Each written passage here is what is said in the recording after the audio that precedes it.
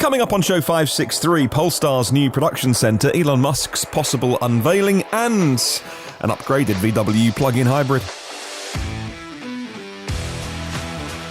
Plus, we're talking the new BMW iX3, an electrified icebreaker, a new virtual power plant, and are EV drivers more or less expensive to insure?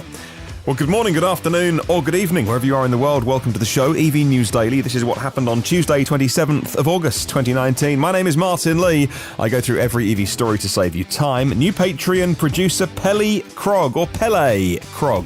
Thank you very much, Pele, for being a supporter of this show. 10 stories to bring you today. We'll crack straight on Polestar, the electric performance brand Polestar. Today opened its first production facility, a key milestone for the rapidly growing car company. The new Polestar Production Centre in China sets some new industry benchmarks, they say, in EV production, and will produce the Polestar 1. That is their carbon fibre-bodied high-performance hybrid. Now, the facility that Polestar have opened in China has been completed, they say, on schedule, making vehicles for both China and the worldwide markets. Deliveries expected to customers before the end of this year, if you're a Polestar 1 reservation holder. The inauguration underlines China's maturing industrialization, an improving reputation for quality manufacturing and access to the right skills. All the Polestar cars will be built in China, no matter where they sell them. Now, there's going to be 500 Polestar 1s built per year at the new facility. A total of 1,500 will be planned and built over the 3-year cycle of that car. Polestar 2 is altogether more interesting to me because that's the one that's pure electric and more of a ID3/Model 3 competitor. Let's talk Tesla. And Elon Musk is going to be in Shanghai later this week. He's rumoured to unveil the first ever Chinese-made Model 3 at an event on Thursday, reports Fred Electric, who does say in his thoughts at the end of the article, take this one with a pinch of salt. But on Thursday, Elon Musk is going to be kicking off the World Artificial Intelligence Conference in Shanghai with a fireside chat with the Alibaba co-founder Jack Ma.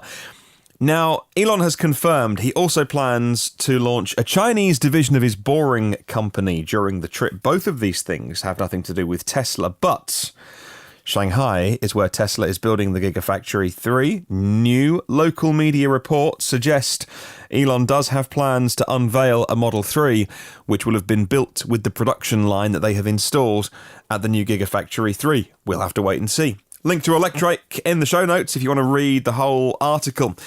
Well, a car that probably got me into being really interested in EVs, the Volkswagen Passat. And I say that because the Volkswagen Passat GTE is one of the first videos I remember stumbling across from Robert Llewellyn's Fully Charged channel.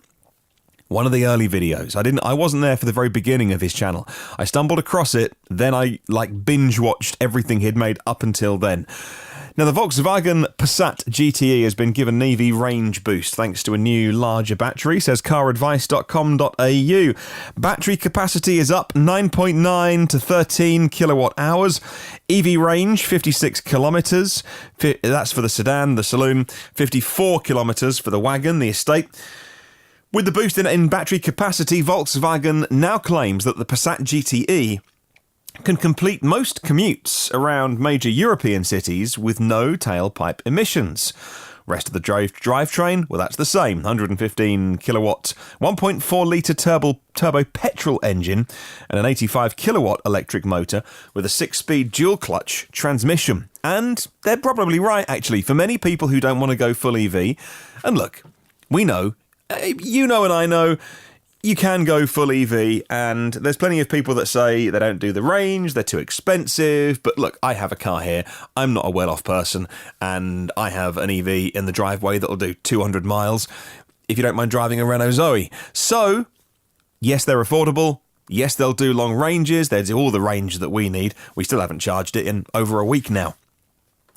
Let's move on to Faraday Future. The embattled Chinese EV maker Faraday Future, to give them their full title, added another chapter to their tumultuous history, as the company is rumoured to be restructuring now, and the CEO, Jia Yuteng, will be stepping down as the firm's leader, says PenDaily.com. Now, following Faraday Future's very public breakup with their lead financer, Previously, the Chinese real estate giant Evergrande Group, the EV maker, lacked the funds to continue many of its operations. They laid off some employees, selling their LA headquarters.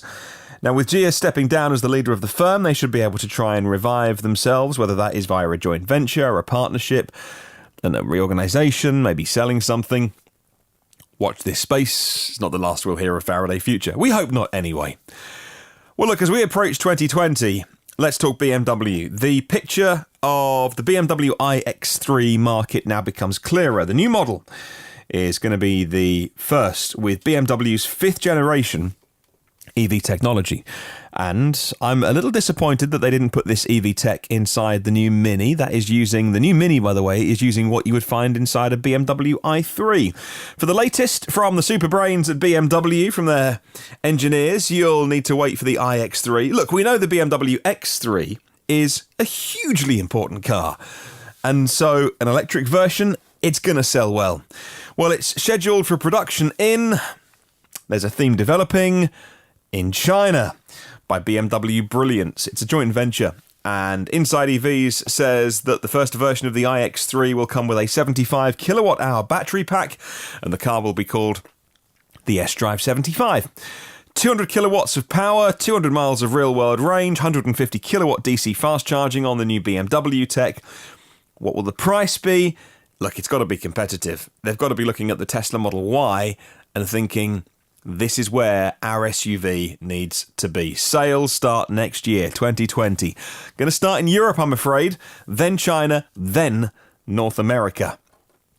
Let's go from the roads to the sea, the ice-cold sea of the North Pole. Funnily enough, I was listening to a fully charged podcast earlier today. It's the one with Helen Chertsky talking about electric planes, trains, and vessels, not quite boats or ships. But anyway, a Norwegian Coast Guard icebreaker that's been equipped with ABB's Azipod electric propulsion system just reached the North Pole as part of an international environmental research expedition, says Electrive today. The ship is called the KV Svalbard, built in 2001, on its way to Arctic waters as part of an experiment, the Coordinated Arctic Acoustic Thermometry Experiment. Now, the expedition aims to place seabed sensors with which scientists can monitor water temperatures in the Arctic, sensors around the North Pole, expanding the researchers' database. Very important work, and now doing that without polluting the Arctic and doing it with electric propulsion. Just wonderful.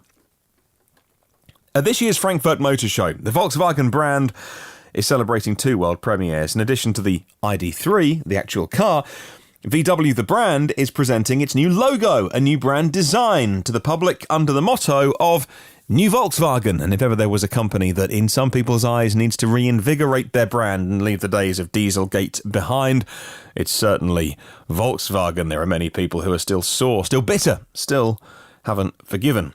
With the new brand design, New Volkswagen will become visible and perceptible, they say, in the design of vehicles, customer contacts, and in the corporate presentation as a whole. The objective, here's some press release speak for you. The objective is to create a 360-degree customer experience that's modern and fascinating throughout the world across all channels. There were many meetings about the wording of that press release, and it came out about as corporate as you can expect from a company as big as New Volkswagen. Let's see if New Volkswagen goes down as well as New Coke did. Let's talk virtual power plants. The rapidly globalizing energy storage company Sonnen has teamed up with the utility company Rocky Mountain Power to take its virtual power plant concept to the US state of Utah, writes Energy Storage News today. An apartment complex that is about 600 homes big in Utah will be equipped with 5 megawatts of solar PV and, this is the key, 12.6 megawatt hours of battery storage aggregated together from individual units in every apartment. When it's completed, December next year, residents will move in, and the Utah project is claimed to be the largest fully installed and operational residential battery demand response solution in the USA. In other words, they make their power and they'll use their power. It's a virtual power plant. We love it. If only all new builds were like this. Okay, two more stories. Another one about energy and the Swedish energy group, this time Vattenfall, and the offshore wind turbine manufacturer MHI Vestas joined with the Crown Prince of Denmark and the Danish Prime Minister last Thursday to open the country's largest offshore wind farm. It's a 407 megawatt Horns Reef 3. This is a Clean Technica article that I bring you today from the always brilliant Clean Technica, and somebody who I chat to on my Twitters. Dr. Max Holland is always, if you see his articles on Clean Technica, always worth, normally a long read, normally a deep dive, and always brilliant. Well, moving on with this article, Clean Technica says that Vattenfall won the right to construct Horns Reef 3 4 years ago. Then 2 years ago in October, they laid the foundations. The first electricity delivered a year later. And Horns Reef 3 now delivering electricity equivalent to 425,000 Danish households using the world's biggest wind turbine for now. That's the caveat. For now, it's an 8.3 megawatt wind turbine. Soon, though, to be succeeded by much larger models. Horns Reef 3 is at the moment delivering electricity at some of the cheapest prices in Europe, and some of those prices actually in comparison quite expensive to places around the world. Some of the solar projects, China, India, USA, for instance, some of those prices have been crazy low, but at least in Europe, this wind power generating some very cheap electricity for the wholesale market. I'll pop a link to Clean Technica in the show notes. And finally, what do you pay for insurance on your EV? Well, electric luxury cars and high-end SUVs may be 40% more likely to have an accident than their standard engine counterpart because drivers, possibly, are getting used to the extra power and the extra speed, according to the insurer AXA, and reported in an article today by Reuters. Well, the numbers based on initial trends also suggest that smaller electric cars are less likely to cause accidents than their combustion engine counterparts. AXA said at a crash test demonstration today, half of electric car drivers in the survey this year had to adjust their driving to reflect driving an EV. And I would agree with that. When I drive an EV around town, I'm much less stressed, I'm much less bothered, there's much less faff going on in the cockpit of the car. My legs aren't moving, first gear, brake, second gear, like in traffic, even in an automatic car. It's just easier driving an EV. It's quieter, there's no revs, it's stress-free, and it feels nicer as well. It's a much more peaceful place to be in an EV. But hey, look, maybe I drive what they call one of these smaller EVs. I know that maybe also we all get older and we all slow down a bit, but I know that compared to sometimes in the past, I definitely drive electric cars slower, or I'm just more chill in electric cars. And I'm not talking about putting chill mode on in a Tesla. I'm just generally more chill, right? I see people dashing around and getting stressed, and I'm like, no worries, it's okay, chill out. So maybe there's some truth in that. However, AXA do say that actually luxury EVs, high-end EVs, could be having more accidents than others. We'll talk insurance later in the week as Tesla release their insurance product. Let's talk about question of the week set by myev.com. Hey, I've not mentioned MyEV. MyEV, if you're new to this podcast, well, firstly, where have you been? But we'll forgive you. Myev.com is a website in the US. I believe the lingo is it's a platform. It's a website, though, isn't it? And they just love talking to people who drop by the website. So if you contact them, if you direct message them, if you go to the little chat box there, it's run by people who are passionate about EVs, and they will happily talk to you about any questions, anything that they can help with.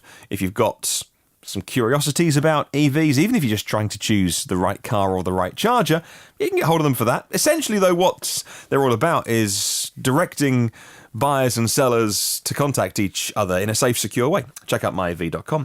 Question of the week this week, I'm asking current EV drivers, how often do you charge and why do you choose that charging pattern? Are you an every-nighter? Are you a once-a-weeker? And why do you do it like that? Email me, hello@evnewsdaily.com. Leave a comment on Facebook or them YouTubings. Thank you to 245 patrons of this podcast. And if you'd like to see what it's all about, patreon.com/evnewsdaily.